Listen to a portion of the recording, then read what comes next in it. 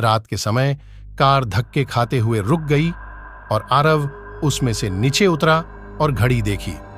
उस वक्त रात के ठीक 9 बज रहे थे। फिर उसने कार का बोनेट खोला और उसे ठीक करने की कोशिश करने लगा, लेकिन गाड़ी स्टार्ट नहीं हो रही थी। आरव ने मोबाइल से मदद मंगवानी चाहिए, पर उसमें नेटवर्क का नामो निशान नहीं था। फिर उसने गाड़ी की पिछली सीट पर सोई हुई अपनी पत्नी मिताली को आवाज दी, मिताली, अरे ओ मिताली, उठो जल्दी से, हमें आज की रात किसी गेस्ट हाउस या होटल में बितानी होगी, क्योंकि गाड़ी खराब हो गई है और अब मैकेनिक के बिना ठीक नहीं होगी। हमेशा की तरह मिताली नींद में ही बड़बड़ाती हुई उठी। आरव, तुमसे एक काम ढंग से नहीं होता, कब से बोल रही हूं, तुम्हारी पुरानी खटारा बेचकर कम से कम एक सेकंड हैंड कार ले लो। जवाब में आरव बोला, खरीद लेंगे माता रानी, अब अपना बैग उठाओ और चलो कहीं रात गुजारने का जुगाड़ करते हैं। फिर दोनों जंगल की कच्ची सड़क छोड़ के मेन हाईवे पर आ गए। उसी वक्त उन्हें जंगल में दूर कहीं से भेड़ियों के रोने की आवाजें आने लगीं। वो भेड़ियों आवाजें उस काली रात को और भी डरावना बना रही थी। दोनों लगभग आधा घंटा चलते रहे, पर उन्हें ना कोई लिफ्ट मिली और ना कोई होटल। मिताली बोली, आरव, तुम्हारे बेवकूफ दोस्त मिंटू ने ये कौन से वीराने में फार्म हाउस खरीद रखा है। इस बात पर आरव कुछ कहता, उससे पहले ही आसमान में जबरदस्त बिजली कड़की। उस आवाज से डरी हुई मिताली आरव के सीने से लिपट गई।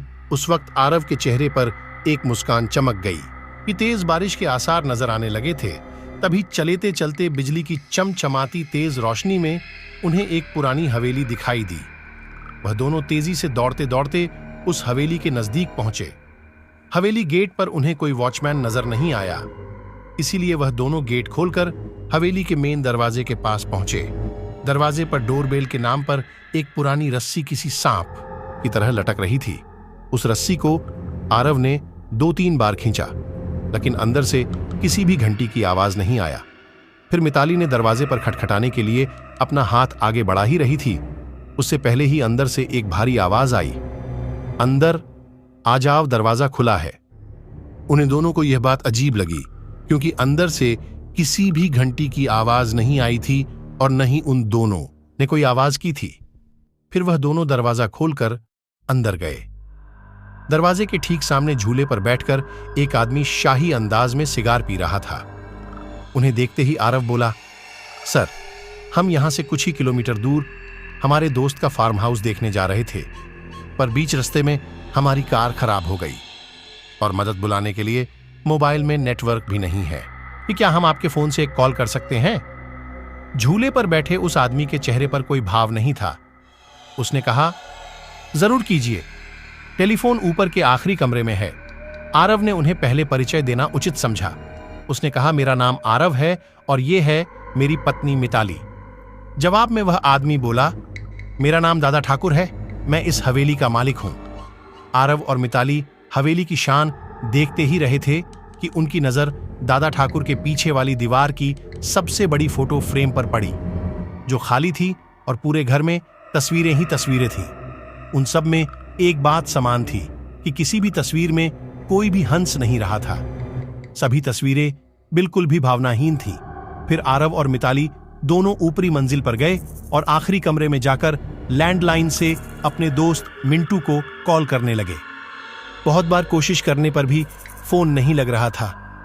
तभी मिताली की नजर उस दीवार पर पड़ी थी, वहां और एक फोटो फ्रेम टंगी थी। उसमें भी कोई तस्वीर नहीं थी, सिर्फ खाली फ्रेम। उन्हें यह बात थोड़ी अजीब लगी। फिर दोनों नीचे गए और दादा ठाकुर से बोले, आपके लैंडलाइन से फोन नहीं लग रहा है। दादा ठाकुर बोले कि यहाँ की फोन लाइन में हमेशा गड्ढबड्ढी रहती है, दोबारा से प्रयास करें, या फिर चाहे तो आज की रात आप दोनों यही रुक जाइए। मिताली और आरव कमरे में जाकर फिर कॉल लगाने की कोशिश करने लगे, पर सब बेकार। आखिर में दोनों ने रात को वहीं रुकने का निर्णय लिया। बेड पर लेटते ही दोनों की आंख लग गई। रात के ठीक 1 बजे आरव की नींद अचानक से खुल गई और वह एक बार फिर से अपने दोस्त को फोने लगने लगा, लेकिन उस वक्त फोन पूरी तरह डेड था। हाथ से फोन नीचे रखते हुए आरव की नजर दीवार पर गई और सामने का नजारा देखकर उसके चेहरे पर से हवाइयां उड़ गईं, क्योंकि कुछ घंटों पहले देखी हुई खाली फ्रेम में अब उन दोनों की तस्वीर थी और उसके नीचे लिखी थी उनके मौत की तारीख। उसने मिताली को उठाया और उसे तस्वीर दिखाई। वह बोली, यहां कुछ तो गड़बड़ है आरव, हमें अभी के अभी यहां से बाहर निकलना होगा। फिर दोनों ने वहां से सरपट दौड़ लगाई। सीढ़ियों से वह दोनों तेजी से नीचे उतरने लगे, पर उतरते वक्त सीढ़ियों पर उन्हें 4 पैरों की जगह 6 पैरों आवाज आ रही थी। अब वह दोनों काफी डर चुके थे। कुछ भी करके उन्हें बस दरवाजा खोल के बाहर भागना था। पर दरवाजे के पास पहुंचने के बाद जब दोनों ने उसे खोलने की कोशिश की, पर उनकी कोशिश नाकाम रही, क्योंकि दरवाजा किसी ने बाहर से बंद कर दिया था और अब वह दोनों उस बुतहा हवेली में कैद हो चुके थे। आरव और मिताली दरवाजा पिट रहे थे, मदद के लिए चिल्ला रहे थे। उसी वक्त बदकिस्मती से बिजली चली गई और मौत ने अंधेरे की चादर से सब कुछ ढक लिया और चारों तरफ शमशान का सन्नाटा फैल गया। मिताली अपने कांपते हाथों से मोबाइल टॉर्च चालू करने लगी। जैसे ही उसने टॉर्च चालू की, उसकी रोशनी सबसे पहले सामने वाली उस बड़ी से फोटो फ्रेम पर पड़ी, जिस फ्रेम को आते वक्त दोनों ने खाली देखा था। उस खाली फोटो फ्रेम में अब झूले पर बैठे दादा ठाकुर की तस्वीर शैतानी मुस्कान दे रहे थे और अगले ही पल दादा ठाकुर तस्वीर से धीरे धीरे गायब होने लगे और उसके नीचे रखा हुआ झूला बिना हवा के ही झूलने लगा। उस भयानक मंजर को देखकर मिताली की घिघी बैठ गई और आरव बस बेसुध देखता ही रहा।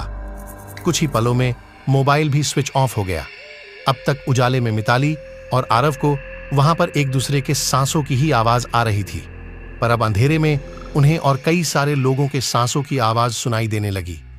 एक एक करके सभी आवाजें नजदीक आ रही थीं और कुछ ही पलों में दर्द भरी चीख के साथ उन दोनों की तस्वीर भी बाकी तस्वीरों के साथ हवेली की दीवार पर टंग गई और दादा ठाकुर झूले पर बैठ के सिगार पीते हुए किसी और मेहमान का इंतजार करने लगे। तो दोस्तों, कहानी यहीं पर एंड होती है। अगर आपको कहानी अच्छी लगी हो तो लाइक करें और अपने दोस्तों को सारे करो और सब्सक्राइब करें।